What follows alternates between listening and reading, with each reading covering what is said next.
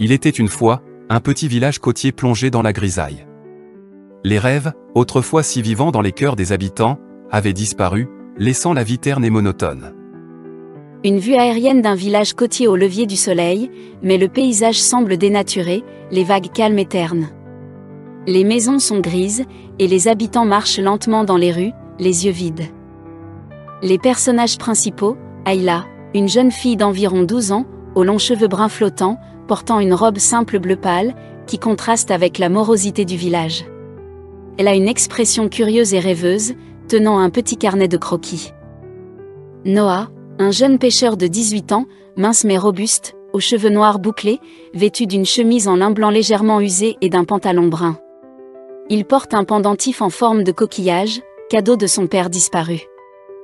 La découverte de la mer enchantée, une nuit, alors que le village dormait, Ayla entendit une mélodie étrange venant de la mer. Suivant le son, elle découvre une lumière étrange scintillante sous les vagues. Ayla, seule sur la plage sous un ciel nocturne rempli d'étoiles. Les vagues semblent scintiller d'une lumière dorée et mystérieuse. Elle touche l'eau, et une onde se propage lumineuse. Ayla plonge la main dans l'eau et retire une perle brillante. La lumière provenant de la perle illumine son visage, et elle entend des murmures, des fragments de rêves oubliés. L'appel des sirènes, la perle contenait une vérité, la mer abritait les rêves oubliés, retenus par une tempête ancienne. Mais ces rêves étaient gardés par des sirènes rebelles, des créatures aussi envoûtantes que dangereuses. Les sirènes apparaissant sous l'eau, des créatures magnifiques, mi-femmes mi-poissons, aux fils scintillantes d'argent et d'or.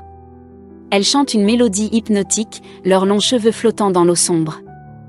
Personnage clé introduit, Mira, la chef des sirènes, une femme à la peau irisée, aux yeux violets lumineux, et à la file d'un bleu profond. Elle porte un diadème en coquillage et semble à la fois bienveillante et menaçante. L'alliance avec Noah, Ayla savait qu'elle ne pouvait pas affronter les sirènes seule. Elle demanda l'aide de Noah, le seul pêcheur qui croyait encore aux contes anciens. Ayla et Noah dans une barque en bois, entourée d'une mer calme mais mystérieusement sombre. Ayla tient la perle lumineuse, tandis que Noah ramène. Leurs visages sont déterminés, éclairés par la lumière de la perle. Les étoiles se renvoient dans l'eau comme si elles formaient un chemin lumineux.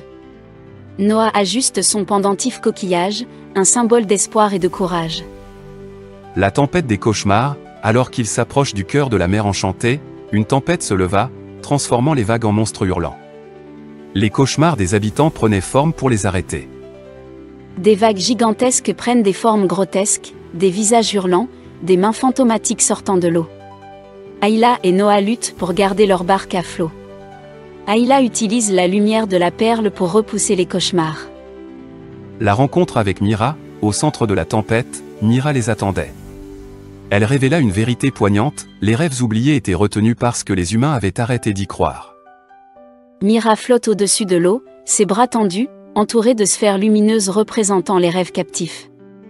La scène est remplie de lumière magique, avec des vagues calmes autour d'elle.